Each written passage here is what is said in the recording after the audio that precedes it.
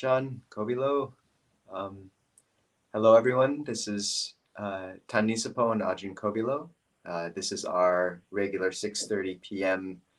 offering from the Clear Mountain Monastery Project, which right now seems to be divided between two coasts of the United States. So um, we, one of us is in Seattle, that's me, and we're just settling down here um, and sort of beginning the Clear Mountain Monastery Project. Uh, and yeah, the aspiration of a Thai forest monastery in the greater Seattle area. And it's been interesting and fun these first few weeks. And then Ajahn Kovilo is, where are you, Ajahn? I'm at Chuang Yin Monastery on the East Coast. It's in New York State, maybe about an hour and a half north of the city, in a little place called Carmel. And the defining characteristic of this whole town, I could even say the whole state, is that uh, the state contains the wonderful monk Bhikkhu Bodhi, That is not an overstatement. who I'm currently living and staying with. So yeah, he's a wonderful monk, and I'll be here for another 2 weeks, and then I head back to California to begin school again at Dharma Realm Buddhist University. Do you have any reflections from your time so far, or gems, or things that the secret ins and outs of the life of Bhikkhu Bodhi, or Well, just teachings? yeah, he walks a lot. I mean, he's 76, I believe, if I'm getting that number correct. And he and I are going on like three kind of short walks, well, medium length walks every day, kind of in the morning, at midday, and then in the evening, kind of up and down the main hill here at the monastery. And yeah, he stays fit and he's pretty healthy. He still has this kind of face pain and migraine headaches, but other than that, his health is really good, and it's impressive to stay with him still. Very sharp, very bright mind. So What's always impressed me about him, Ajahn, is I know for a while he had some trouble meditating a lot. You can correct me if I'm wrong, but he is one of those people who's immersed themselves in these texts and this wisdom, and you just see what effect that has on someone after 40 plus years or 50. I don't know how long, but I just remember every time I've met him, he's kind of just a luminous being, and it really struck me that that's what happens when you immerse your mind in sacred words like that for that long. And I've seen that in you as well. Like, for those who don't know, Ajahn Kovila's spent a lot of time memorizing some of the Dhammapada and other sort of these really essential suttas. And I know that you've spoken about how much it kind of lifts your mind state constantly. I don't mm, know if you have any reflections on that. it was a really kind thing to say. I think the luminosity is more the lack Lighting. of, yeah, it's the lighting actually. But yeah, certainly Bhikkhu Bodhi is very bright, and yeah, I'm not sure to what extent his meditation. I'm sure his meditation has improved over the years. This morning we were talking about different personality types as they come across in the Visuddhimagga, the kind of greed, aversive, or delusive types. And um, yeah, he was saying that in the past he used to be a bit of an aversion type, but that has attenuated over the years due to his practice of metta. And yeah, he does meditate. I mean, we've got morning and evening meditation, and he does go out during the day and meditate in outside. So yeah, he's a great teacher. So Yeah, and I certainly didn't mean to imply that he doesn't meditate as well. So yeah. yeah, no. But actually, one thing which did stand out, kind of tying it back into our subject for this evening, I asked him about a key word from the Pali Buddhist discourses, which is uh, anagariyang. So uh, agarya is a house, and anagaryang is to be homeless, basically houseless. And I was asking uh, Bhikkhu Bodhi about that translation. Like, Bhante, is that really the best translation for Anagaryang? Could it mean, familylessness, or, the English word homelessness, just has so many connotations which don't aren't part of the Buddhist conception of homelessness. I mean, in English, it's such a loaded term. It's weighed down with, um, yeah, implications of possible, drug addiction or crime, and yeah, people have a lot of, some oftentimes negative associations with homelessness, and um, yeah, and I was kind of hoping that he would give me, some other word, but he said no, actually, Anagaryang, it's yeah, homelessness, not having a home, houselessness. He said maybe, but yeah. So yeah, that's our topic for this evening. As Buddhist monks, we are said to be those who've gone home from homelessness to from homeness to homelessness, agarasma anagaryang. So from the house life to homelessness, and kind of just unpacking that. What does that? What does that mean? In what sense are we homeless? Have we entered into a homeless or a casteless state? So What are your yeah. thoughts, Ajahn? Do you want to lead in? Um, sure. Yeah, I mean, I've never really been homeless in the American sense of the word. My last real job before ordaining was working at a homeless shelter in Portland, Maine, and there you're working with a very yeah, complex community, a large community of people who, yeah, for many different reasons, including, yeah, drug addiction and mental health issues, and possibly some people who are choosing not to live, in a normal residential setting. But yeah, these are people who are coming to this resource center that I work at, and yeah, getting food and shelter, and yeah, it's a rough life for many homeless people in America who do have these other kind of compounding um, issues of drug addiction, etc. Um, we had I was only working there for maybe half a year, and three of the two or three of the people who I met while I was there actually died, in the streets from, you know, passing out while intoxicated and just freezing to death. So that's not the type of homeless that we are. Um, but yeah, actually, I was becoming more and more interested in Buddhism, reading these Buddhist texts about um, yeah, what it means to be a monk, and actually ended up quitting my job and uh, yeah, moving out of the apartment that I was living in, and actually starting to get some resources from the homeless shelter that I was working at, and more kind of just um, yeah, seeing this various different qualities which come up in the Buddhist discourses, like being secluded, practicing renunciation, living and being content with little, and really just wondering, you know, to what extent I could do that and still maintain peace of mind, and of course, hopefully, sanity at the very minimum. But yeah, brighter and brighter mind states, with less and less on a physical level. So um, yeah, it was very much um, part of the driving urge to getting me into monasticism. So that's a bunch from me. What about you? What's your relationship with the term homelessness or anagaryang? Um,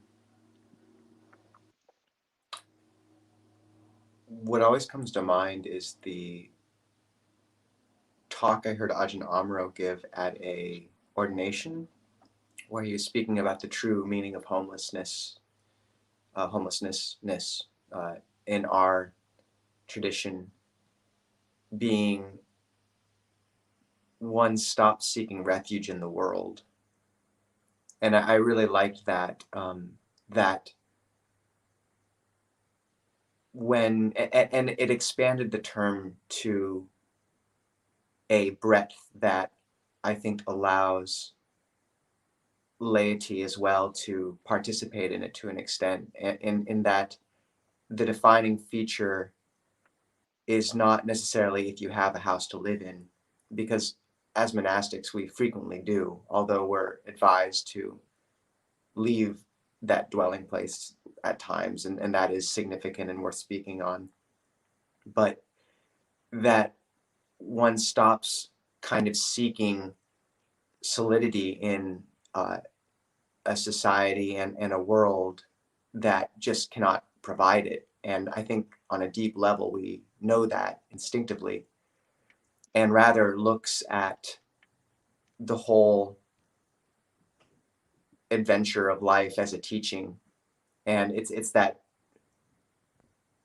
important and essential pivot between looking at life as, yeah, a place to find comfort and to seek that, and one sort of entire being and trajectory based around fleeing displeasure and moving towards pleasure, versus to one where all of life is just approached as sort of this lesson we learn or learn from. Um, and for me, that it always brings to mind this quote from Ajahn, where someone asked about what obstacles he'd encountered in his practice, and he said, "There are no obstacles in practice, only worthy adversaries."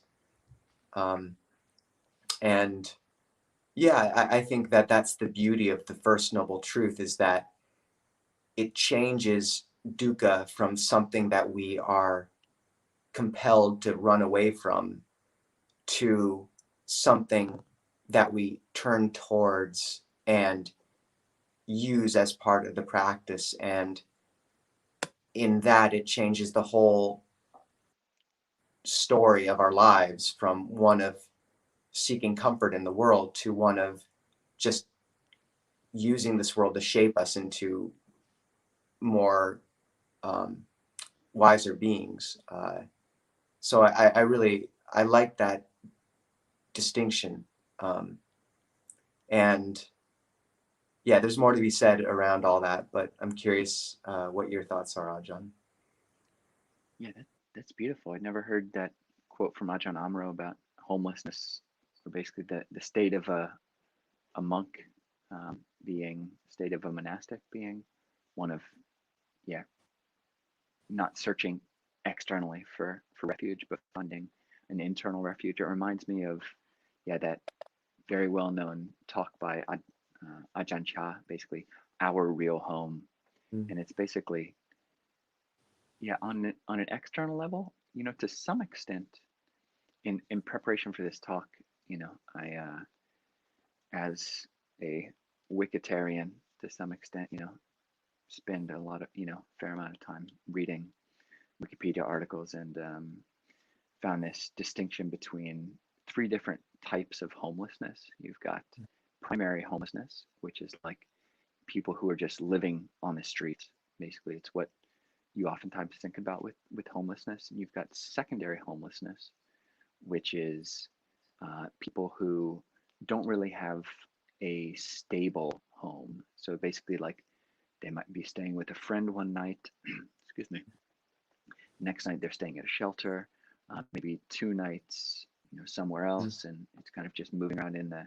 Then there's the tertiary, or the third type of homelessness, and that's when, again, it's lacking a stable external housing situation. You might be, yeah, living, um, paying rent, and not necessarily secure in your rent payments, or things like this. So, um, for Buddhist monks, especially monks in our tradition, where we don't keep money, um, we on one level, we literally don't own a house. We don't own a home. Even as Nisabho pointed out, we're working to establish a monastery in Seattle.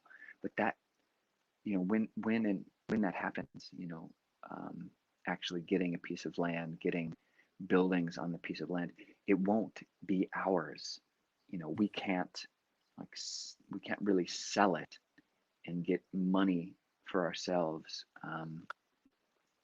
It's it's a different relationship to the land, a different relationship to the external living environment, and we this kind of external insecurity, in a sense, is pointing us inwardly. For that same reason, is to find that our real home internally, which is the mental refuge, kind of um, the stance which is able to be present with our experience, basically with dukkha and sukha. Um, but yeah, just being present. So Ajahn, it reminds me, like, I hadn't drawn this analogy until you started talking about it, between and I think both of us just to put it out there, like, these analogies with homeless people on the street for various, who've been put there because of trauma and other really difficult factors. Obviously, these are fraught analogies, but for the sake of this conversation, there was I know that frequently the what has driven people to the street is childhood trauma, and also addiction, based somewhat on that. And as you're talking about that, it reminded me of a sutta where the Buddha says, monks, if people, and it's almost like what's driven people there is a depth of pain or insecurity, which makes holding a house difficult, and also the need or desire for something that also becomes so paramount that it's difficult to hold a home.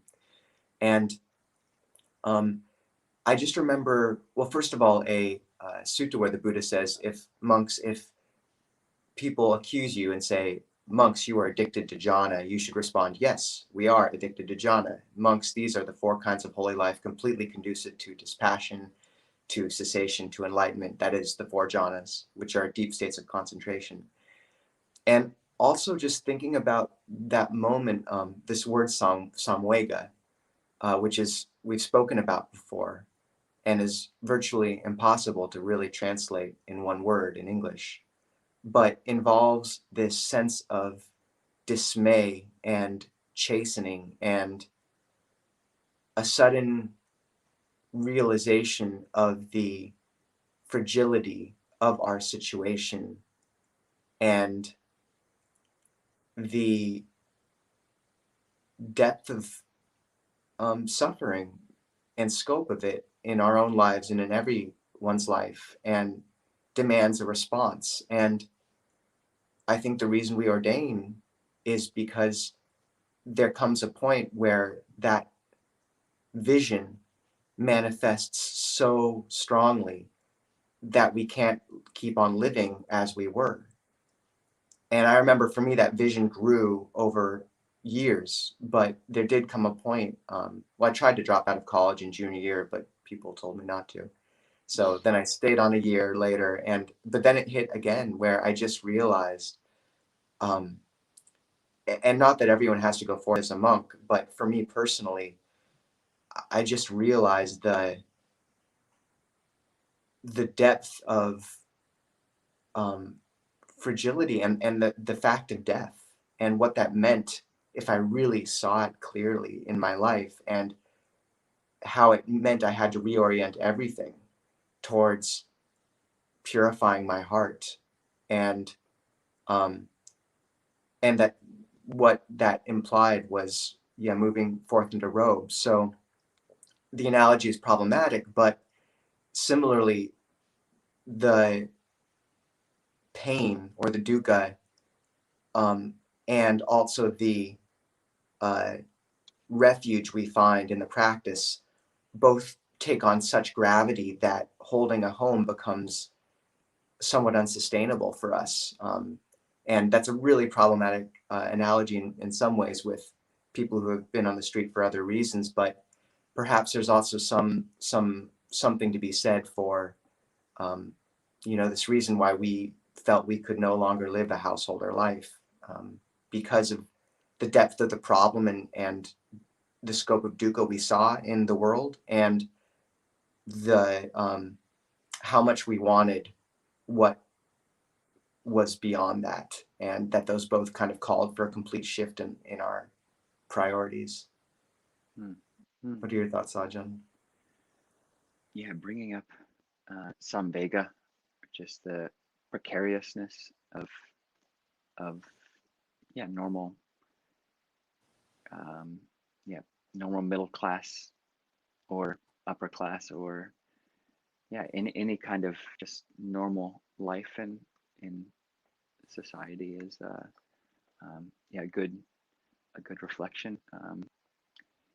It brings to mind, just thinking about this, yeah, the people who I met, working at this homeless shelter. There was, a substantial group of people who, um, yeah, it certainly wasn't a voluntary choice to be homeless, but there was a contingent of people who, similar to us as monastics, like it was a conscious choice, at least at one point. This countercultural drive, internal instinct, that many of these people, um, yes, saw the drawbacks and the um, yeah, uh, they started to see through the facade, or started to see through the kind of the American dream in certain aspects, and maybe they may have had a house, picket fence, etc. Um, but yeah, it wasn't all it was cracked up to be. It brings to mind the book Zen and the Art of Motorcycle Maintenance, about the author uh, Persig. I forget his first name, but yeah, he's basically a college professor who was living the American dream to some extent, but then had yeah, seems like some kind of breakdown, but based on this similar insights of questioning that dream, and I believe was homeless for a period of time, and um, yeah, I can certainly see and still see, um, yeah, what do you do, like this samvega, I think we're really fortunate. I feel very fortunate that we came across the Buddhist teaching, because yeah, counterculturalism without a clear path forward. So we've mentioned this before, but there's often a pairing to samvega, which is pasada, which is a clear confidence. And yeah, that's what we have found in Buddhism. It's like, yeah, we see all these faults in just consumerism, and yeah, the idea that all of our dreams can just be uh, lived out and come to life just by making $100,000 $80,000 a year, and getting the house and the family and the more, well, probably not the mortgage, but all these other kind of the car, all the things that we want. But then when we see that we start getting that, and it's like it's not what we thought it was, or our own mental state isn't up to um, knowing how to um, yeah, not suffer. There's still suffering there, even when we get all these things. And the Buddhist teachings, like, and especially monasticism, gives us a path forward. So yeah, which a lot. It's unfortunate that America isn't a Buddhist country. People don't know this option of monasticism. I think a lot of these, a fair number of these people who've been kind of uh, disillusioned by the American dream, if they had known that there was a path forward of monasticism or renunciation that was formalized and practiced, and had a long-standing tradition, then yeah, they'd have an option. I mean, that's what happens in Thailand and in other Buddhist countries. You see a lot less homelessness because monasticism is an option, and I think also, Ajahn, if I may, I think you bring up a really good point on, people do see through the facade. And I mean, I think that's the essential element of midlife crisis or the unbelievable depression rates in the US. And you see that kind of impulse towards homelessness or giving it all up in the sort of cliche, 45-year-old buying a motorcycle. But it's almost as if what the uh, teachings gave us is not only a form and a container, um, but a form and a container which attunes us to a much deeper refuge. And I think there is sometimes that trade-off in that as long as we are attached and blinded by our house or our home, we never really are forced to step into a refuge and can't really find that. So there's sometimes this distinction or a zero-sum game between the home and the house and the refuge, until we've, I think, moved in our practice. But it's almost like, we've spoken about the Dhamma as music before, and it's almost like, the American dream is sort of this pop single, and people just get fed up with it and then smash the guitar and go into grunge or something. Um, and but what the Buddhist teaching gives us is a way of carefully tuning ourselves and our minds to a much greater potential in us and harmony, um, almost as if we are given a musical score, and it's very precise and delineated. Like the Buddhist teaching is unbelievably detailed. And the thing is, what that form creates, what that refuge of the Sangha, the Dhamma, and the Buddha, the triple gem, allow is for, I think, us to come into accord with a much deeper and more mystical kind of resonance or refuge, in the sense that one of the things that monastics in our tradition do is we walk Tudong, and that means basically you walk pilgrimage with nothing but your bowl and your robes. And Ajahn Kovilo and I have done this together in November, which was way too late to do it. It was really cold, and Ajahn Kovilo's robes were way warmer than mine. But you just walk on faith, like you just wait on the side of roads in the mornings, and you sleep where you find places. And the thing is, if you're keeping good morality, if you're keeping your practice, then the world rises to meet you. And it's this astounding thing that you don't get to see unless you really surrender into that deeper refuge. Um, so I feel like the music analogy is beautiful in that it's like people have seen through the terrible music or the sort of shallow pop of American culture, but what the Buddhist teaching does is give us this very precise score to follow that brings us in resonance with something that is deeper and holds us somehow. And at least I had that experience when we walked Tudong Ajahn and on alms round every day, honestly. Hmm. Yeah, no, that was a really beautiful, yeah, it's a nice 2 weeks. It was certainly uh, not easy, especially, yeah, you with, yeah, not only did I have warmer robes, but I also had a sleeping bag, um, which you, I, I had a little one. did you? Okay, yeah, mine was better. Yeah. Um, but yeah, no, I mean, you meet, you know, beautiful, wonderful people, and yeah, but living is a great Thoreau quote about, yeah, living deep and sucking the marrow out of life. And yeah, that's one thing. Like when you are living very close to the elements, when you've kind of put yourself in a difficult, intentionally put yourself in uh, a more difficult situation, which is really what happens when you go to the monastery, whether you're, ordaining as a monastic or just as a layperson. You're intentionally putting yourself in an environment where you can't order around everything to be what you want it to be.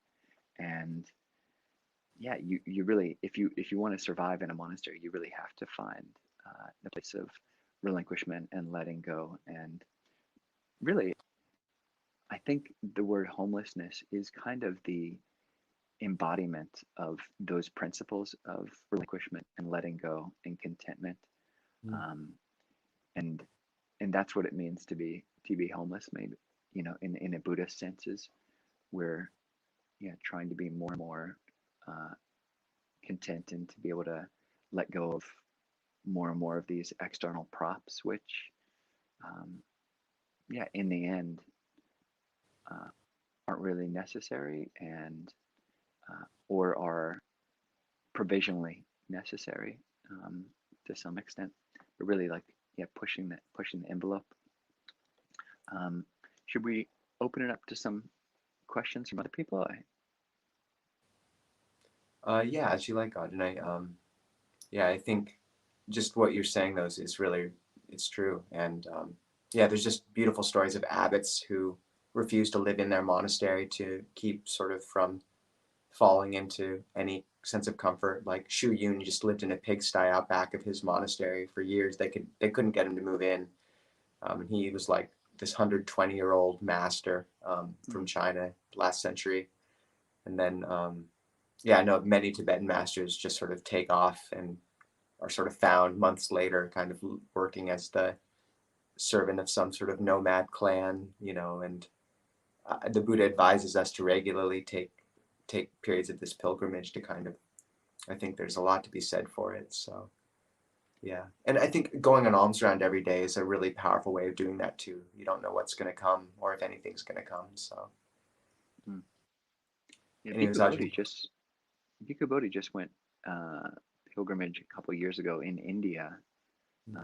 So I think he was like 73 or 74, going on walking pilgrimage in India for um, yeah, some period of time.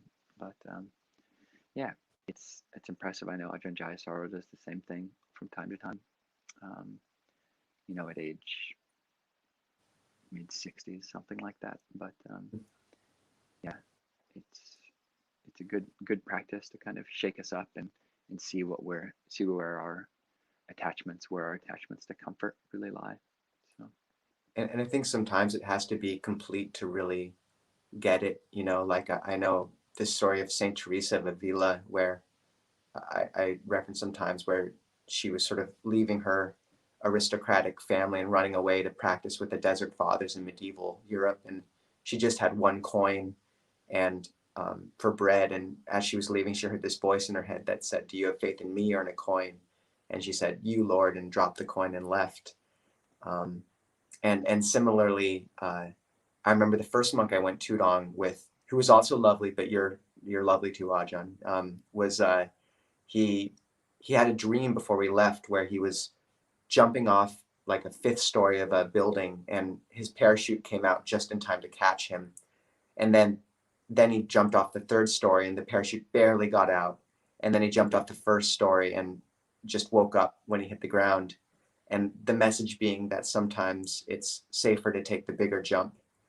And there is something about, I mean, I think ideally we think that, I think practice can lead us to live in a home, even as a householder, and be able to maintain this ethic of homelessness, um, not being attached and looking at life as a journey rather than a refuge. But sometimes I think it is really powerful to just cut away all that, and that's what makes you find your true refuge, and find out that actually the air that you felt was nothing is enough to hold you. And I think that's why the parachute analogy was so beautiful, is there is something there that does hold you when you jump.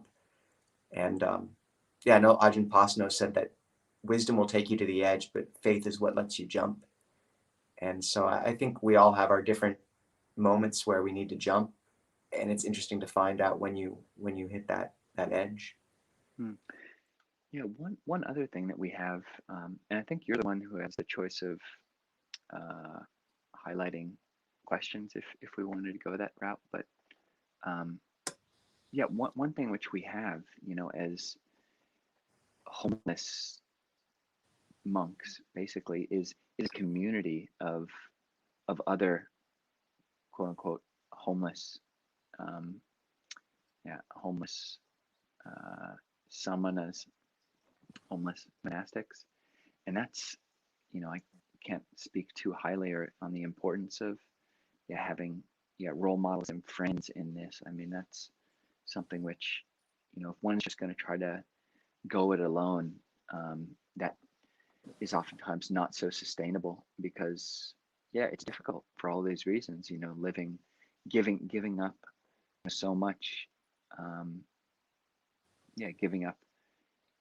choice, giving up comforts, um, all of our different rules about where we can sleep and how we can sleep and um, who we can sleep um, near and etc. So but having friends, to Mm. kind of keep our well-being, in buoyed up while our internal mind states are able to find that inner refuge. Like, Mm. it's not the case that you put on this robe, you give up your money, you give up your house, whatever it is, uh, all the things that it is, and then you're automatically peaceful, and that inner refuge just wells up, and you're just totally uh, filled with um, yeah You positive didn't you emotion. didn't have that, Ajahn? I did not. Yeah. Well, you have it. There's like a honeymoon period, but Mm. the honeymoon period oftentimes doesn't last that long. And but friends, will keep you going while that, the inner well-being and the inner refuge, the inner home, kind of manifests, or kind of Mm. put pieces into place to let it manifest. I like that, Ajahn. Here. How do we learn to be content no matter the conditions when going through painful times? How do we let go of craving to get away from what we don't like and let go of craving to get what we want? Ajahn,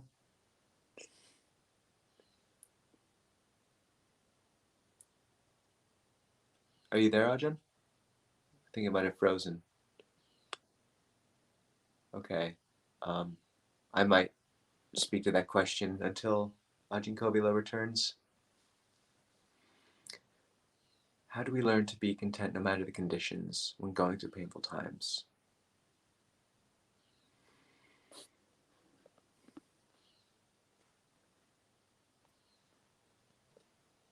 And you're back. Okay, good. Ajahn, do you want to address that question or should I? You just returned, so either way. Yeah, please. Um, yeah, so I think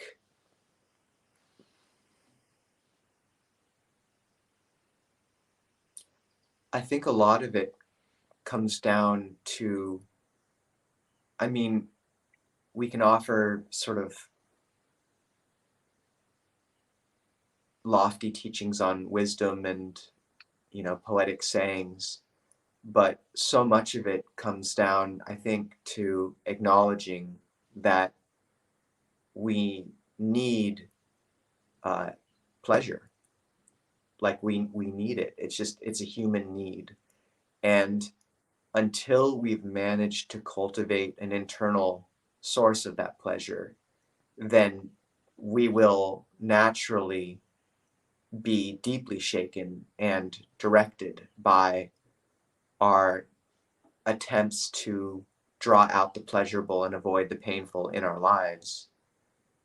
The Buddha has a sutta, I think it's the Majjhima Nikaya 14, where he speaks about how even though one sees the downsides of sensual pleasures, that in them there's much danger and despair, and that if one has not found a pleasure apart from that sensual pleasures, from sensual pleasures, then one still can fall into them.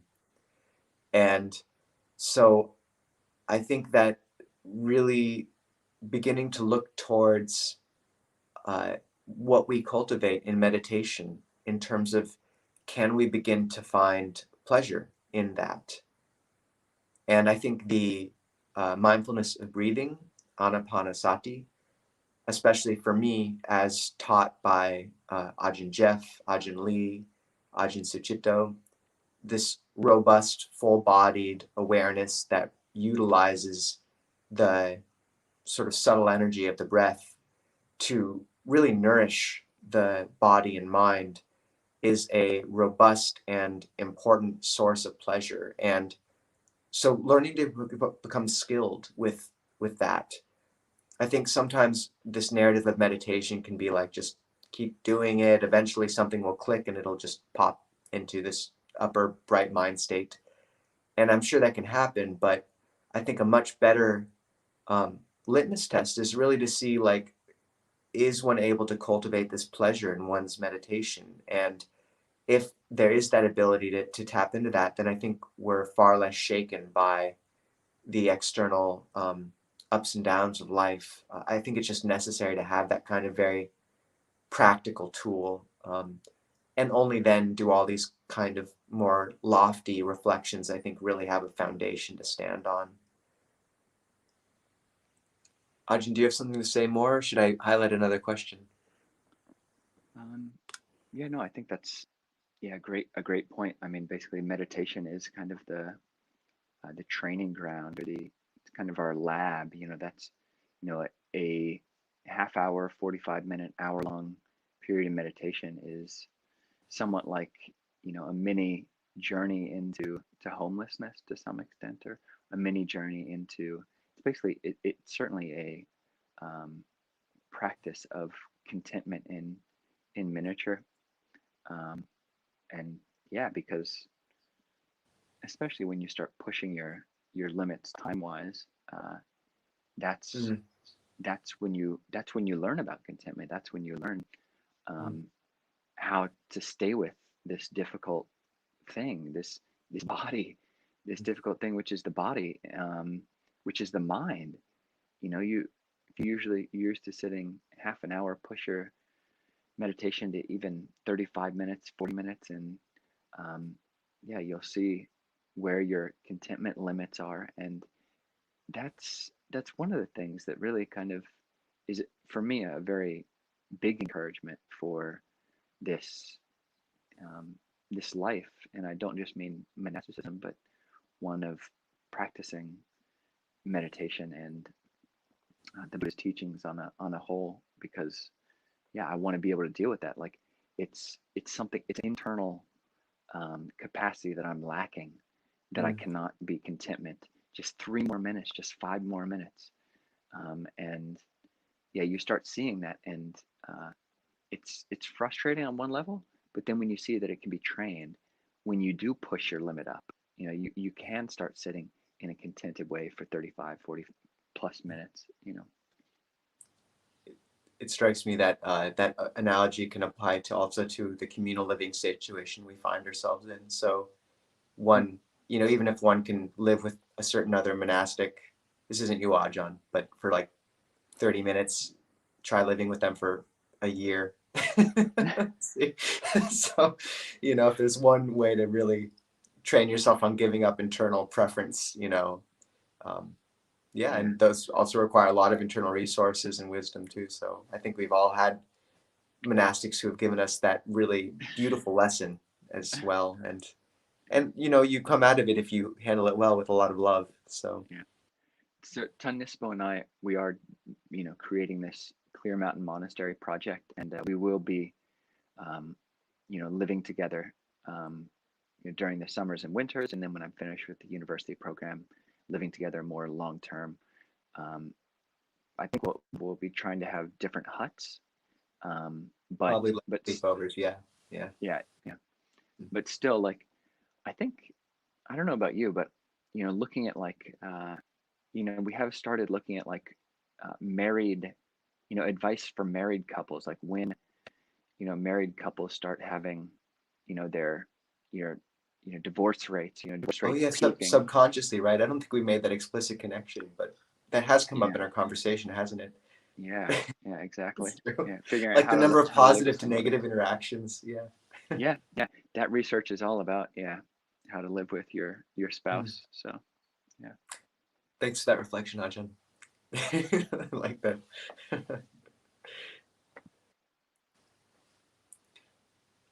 Question, namaste. While meditating sometimes, I fall asleep and see some strange incidents or people I never met. From where do these people come into my dreams? Thank you.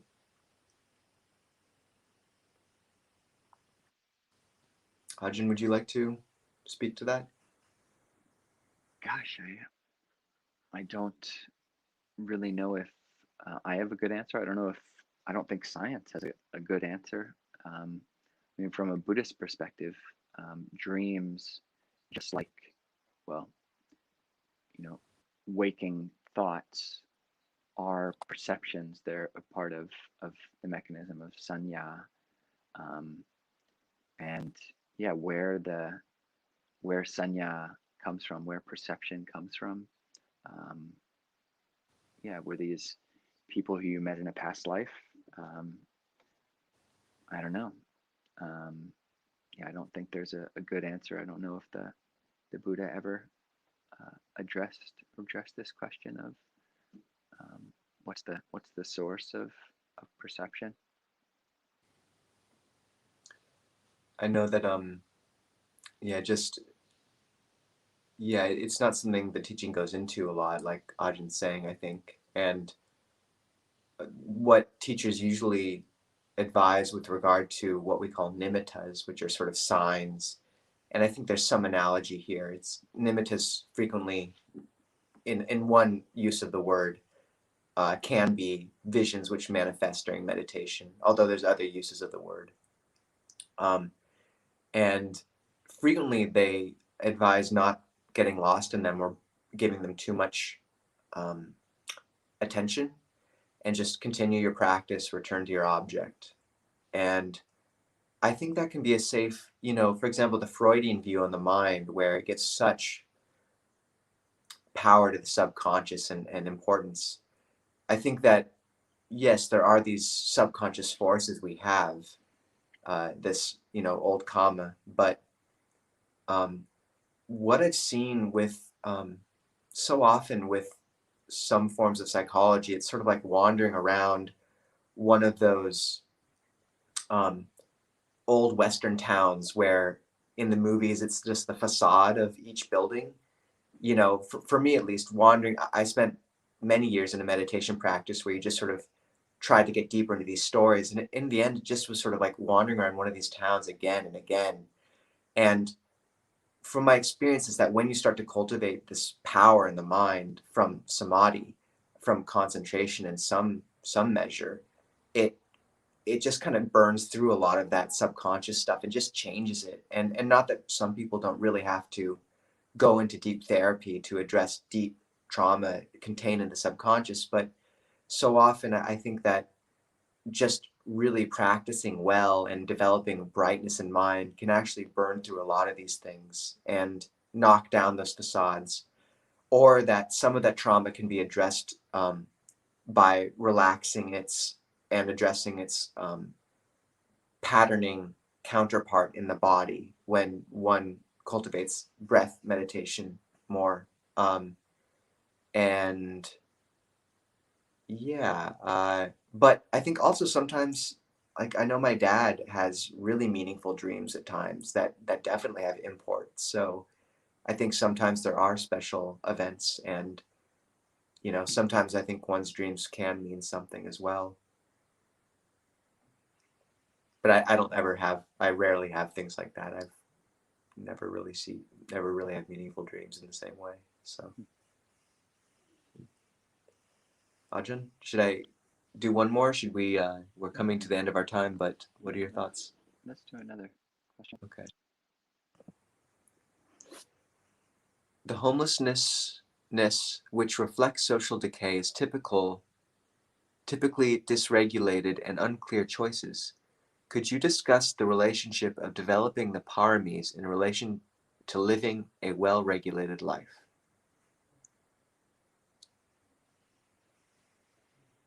Yeah. So what Charles' question is about is the parami, which are spiritual perfections in the Buddhist context in the Theravada tradition. Hopefully, Tanisova and I can list all 10 of them. But you've got generosity and uh, morality and wisdom and renunciation and energy and determination and truthfulness and patience and loving kindness and Equanimity. equanimity. Whew. Right. Um, and yeah, how does that bring about a balanced life? Um, yeah, I think almost like, I mean, those 10 different, aspects, facets of, uh, a uh, mental landscape really kind of define balance in a way. And if one is able to kind of nurture each of these different realms, then um, yeah, it just bring it, they they balance you out, um, almost by themselves. Of course, you can yeah, maybe go too extreme in certain of these if you're. And again, it's good to have other people, to have friends to show you where your blind spots are. Especially with this theme for tonight, renunciation.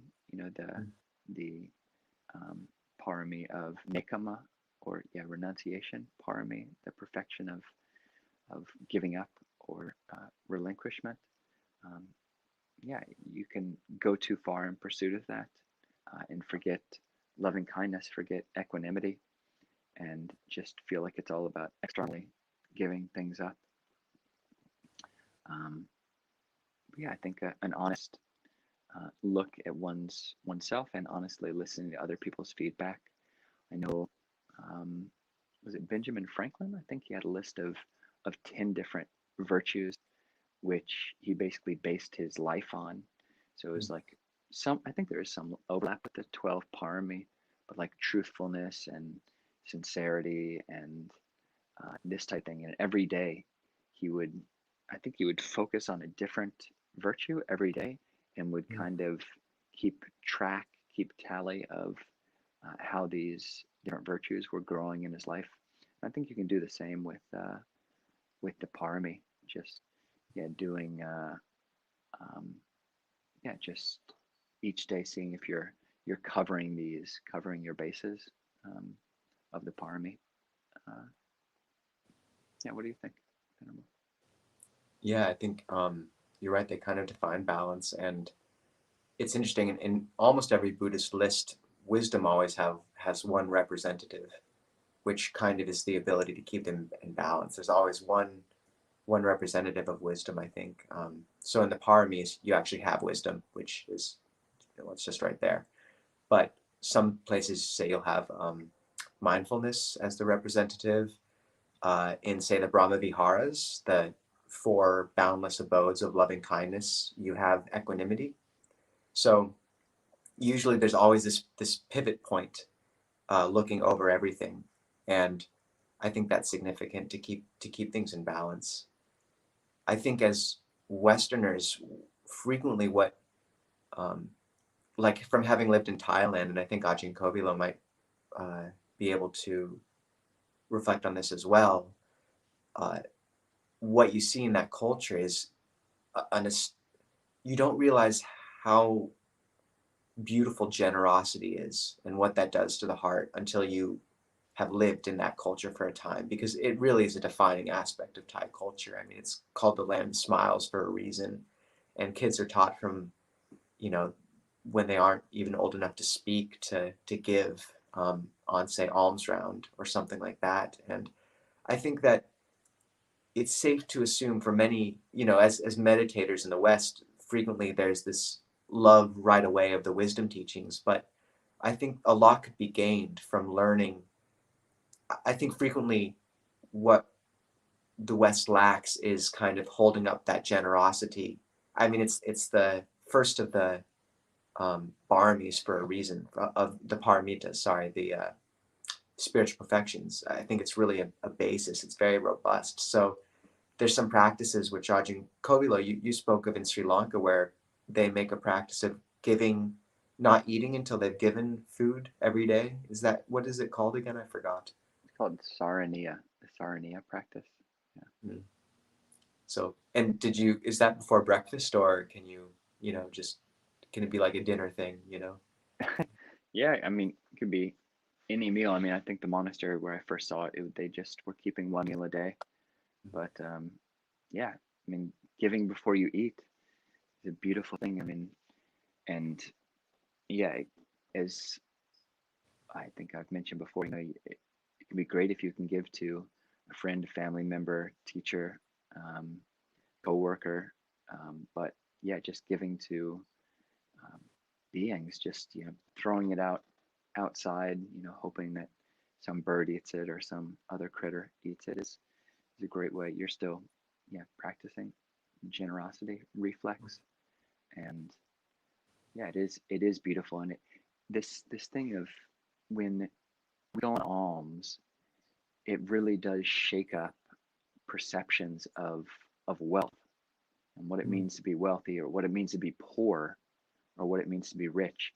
Like if someone's giving me something that they have, then how are they poor? How is someone poor if they've got enough to give to someone else? It kind of, yeah, flips that whole concept of poverty on its head, and yeah, and I think that's a gift that the alms mendicant gives to society, and yeah, have you done this about? I'm trying to remember I if I've had homeless people make offerings to me. Yeah, no, I think You have? sometimes, I mean, I've been going on alms, and I have gotten offerings from homeless, and um, there's been days where they're the only ones who gave, and Hmm. there's this outpouring of generosity, and not to say they aren't poor, because they are, and yet,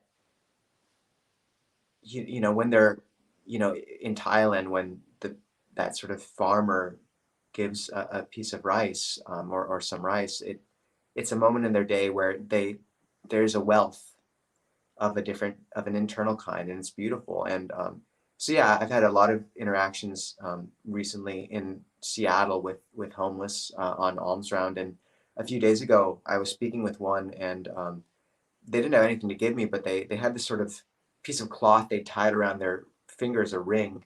And they just, after we talked for a while, and I don't think a lot of people talk to them, and so it was meaningful. And so he took it off and gave it to me, this sort of cloth piece, and that was what I got for alms that day, until someone who'd sort of signed up to come gave. But that was the only spontaneous offering. But it was quite beautiful. Hmm. It's not totally analogous, but it's relevant. Maybe it is. Yeah, no, I think it is, and it kind of brings to mind like the opposite of that. I mean, yeah, if someone is wealthy on a material level, they've got a lot of money, but then they see someone who's in need and they don't give to them, like that stinginess is almost like an indication of their lack of wealth. Mm. You know, they're lacking in this spiritual abundance, basically.